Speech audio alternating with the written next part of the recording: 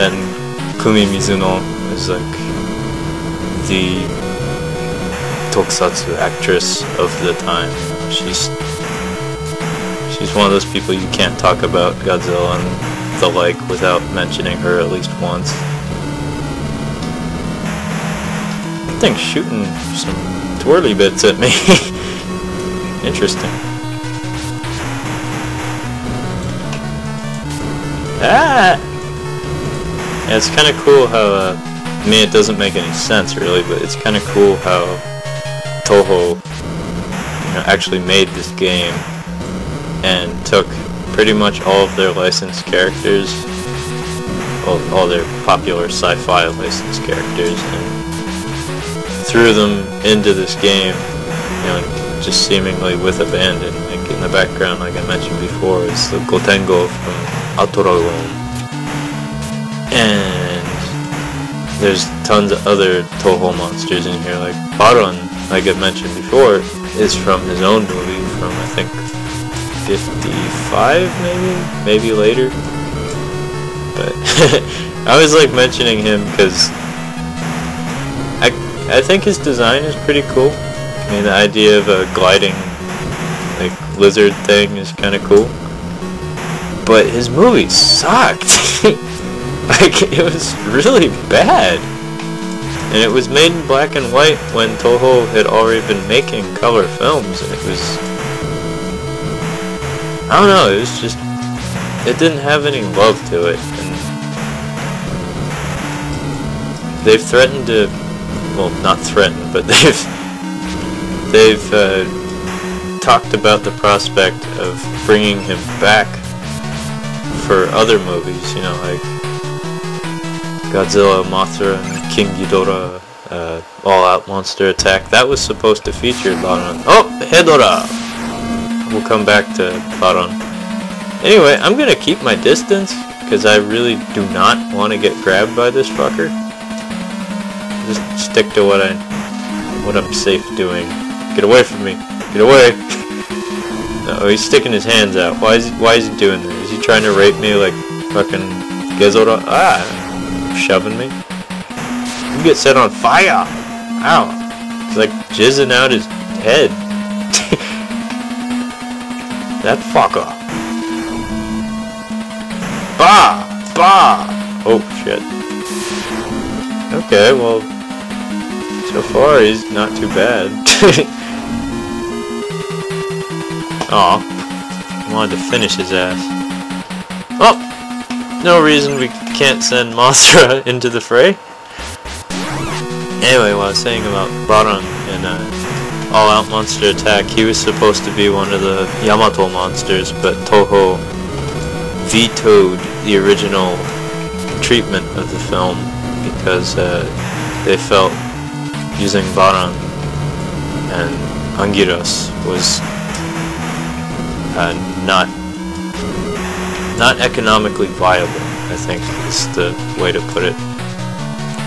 See, Mothra and Ghidorah were thrown in because they were the most famous monsters in Toho's roster. And so basically, the movie you got was made to feature those monsters just so they could sell tickets and put asses in the seats. The original treatment, which, you know, is basically the same script but with two different monsters, I thought was just fine. Baron, Baragon, and Anguirus, you know, all three quadruped, like ground-based monsters, and I don't know, the three of those monsters actually seem to go together pretty well. Oh, Planet X UFO, and I personally wouldn't have minded to see that. Certainly would have made the battle choreography between the monsters a little bit cleaner, because Ghidorah and Mothra, I think it goes without saying that they aren't the most flexible of monsters. Ghidorah and Mothra both require a lot of fancy wires and rigging to bring to life, and as a result, I'm guessing it's not as easy to put together a complex choreography for the suit actors because they're not fully in control because they're on wire rigs. Ghidorah for his tails and heads, and Mothra just is a puppet in general. Whereas I think most would agree that Baragon actually surprised a lot of people as being perhaps the most interesting and tenacious of the monsters in that movie. At least I was impressed. I remember a long time ago when the movie was out in theaters, I got a MOOC, it's a magazine book, and it has behind the scenes details of the film, and better move Mothra out of here. The suit actor, or should I say actress, for Baragon was in fact a woman, and thanks to that book I know that there's this one throwaway shot during Godzilla's surfacing scene when the fishing boat comes up off his back and, you know, the old man flies into the screen and stuff. There's a throwaway shot where there's like some harbor workers or something, like security staff or something, in an office, and they're looking at the scene unfold. And as far as I could tell, all three of the actors in that shot, or shots, it's a couple actually, are the suit actors, or some of the suit actors for the movie. I know for sure the Ghidorah and Baragon suit actors are in that shot. I never really got a good look at the Godzilla one, so I don't know what he looked like, but I'm guessing he was in that office scene too. Ghidorah thought that farther fighting here might be disadvantageous, so retreated to the next field. Pussy! Well, Baron, you know what's coming. Yeah, so that's a mouthful about all-out monster attack. I've been playing for a long time and I don't have much else to say, so I think I'm going to keep talking about it because I just watched it not that long ago too. It's a good movie. It's far inferior to the director Shusuke Kaneko. It's the same guy that of course gave us the 90s Gamera trilogy, which is quite possibly the greatest film series in all of Daikaiju cinema. Really, it's brilliant. Like, all three movies are extremely well executed. The first one was a good taste of things to come. It was interesting. It had unique effects for the time. Really good model and suit work. And then the second one was just this action masterpiece that for once like skillfully included the JSDF as a actual element of the story and an actual like combative force. Like, the military in Gamera 2 is like legit. They actually do stuff. It's pretty cool. It's very patriotic in the corniest of ways, but it works, you know? It's kind of like watching the first Michael Bay Transformers movie and watching the Marines show up, you know, and do their thing.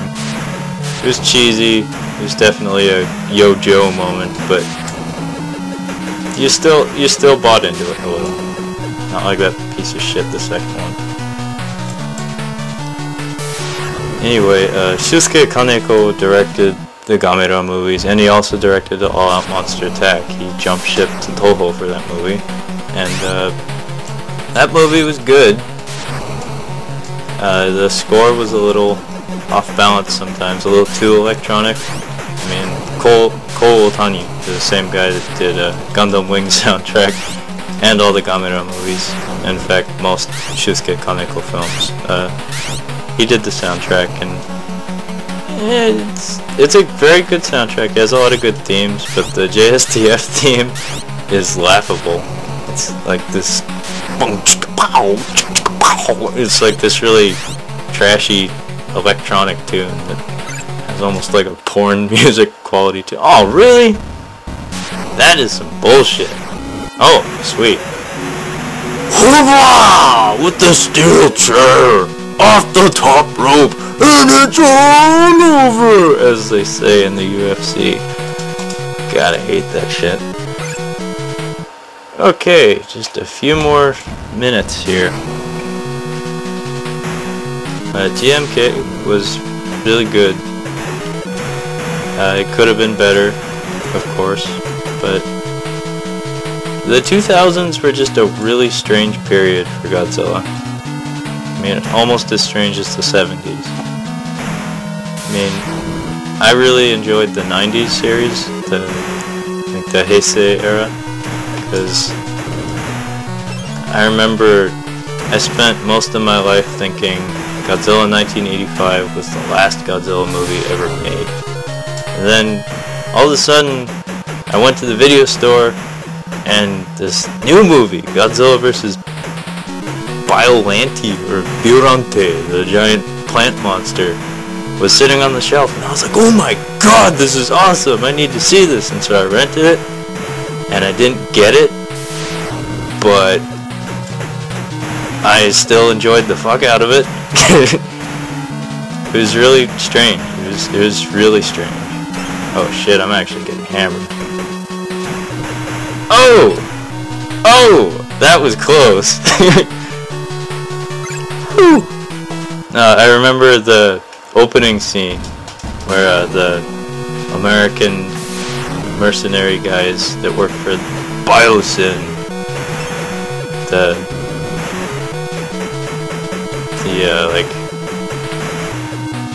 what is it? The rival to the, it's like the Morokoshi Foundation or something.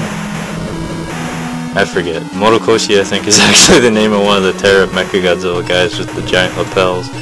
Anyway, I'm bullshitting. The opening sequence to Godzilla vs. Biorante had like gunplay, and I was like, oh my god, this is weird. They don't do this in Godzilla movies, but it also had like the most unbelievably cheesy and like retardedly modernized version of the Godzilla March, done with electric guitar riffs and stuff.